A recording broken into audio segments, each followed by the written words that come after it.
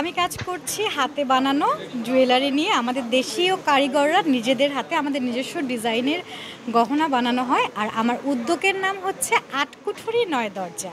আমার বেশ কিছু কারিগর আছে যারা বিভিন্ন জায়গায় ছড়িয়ে ছিটিয়ে আছে, তাদেরকে আমি ডিজাইনটা দেখাই, তারা কাজ করে।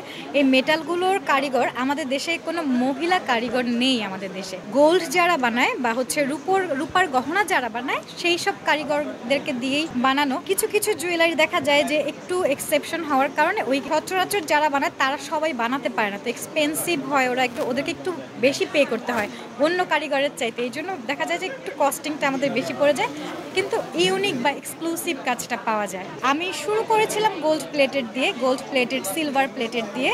এখন আমি চেষ্টা করছি, আমাদের তো আসলে বিজনেস বলেন বা আমাদের নিত্য প্রয়োজনীয় যে জিনিসগুলো অডিয়েন্সের যে থিঙ্কিং, অডিয়েন্সের যে এক্সপেকটেশন সেটার উপর ডিপেন্ড করে তৈরি করতে হয়। গোল্ড প্লেটিংটা একটু কম করছি কারণ গোল্ডের দামটা অনেক বেশি বেড়ে গেছে। অনলাইনে দেই না, কারণ অনলাইনে দিয়ে আমরা এটা কভার করতে পারি না। এখন আমি দেখছি যে ক্রয় ক্ষমতাটা আসলে কাস্টমারের কমে এসেছে, তো ছোট ছোট জুয়েলারি যেগুলো আমাদের বাজেটের মধ্যে থাকে সেগুলো বেশি মেক করার চেষ্টা করছি। কপার, তামা, পিতল, গোল্ড প্লেটও পাওয়া যাবে। আমার 200 থেকে শুরু 6000 টাকা পর্যন্ত। হাসুলি হচ্ছে একটা ট্রেডিশনাল জুয়েলারি। আপনারা যখন জাদুঘরে যাবেন দেখবেন যে জুয়েলারি সেক্টরে অনেক ধরনের হাসুলি আছে। অনেক বছর আগে জমিদার বাড়ির কন্যারা, বউরা এই হাসুলি টাইপের জুয়েলারিগুলো বলতো। এটা পিছনে টার্সেল থাকবে, পরে যাবে না, বাট পরলে এরকম থাকবে। এগুলোকে বলা হয় হাসুলি।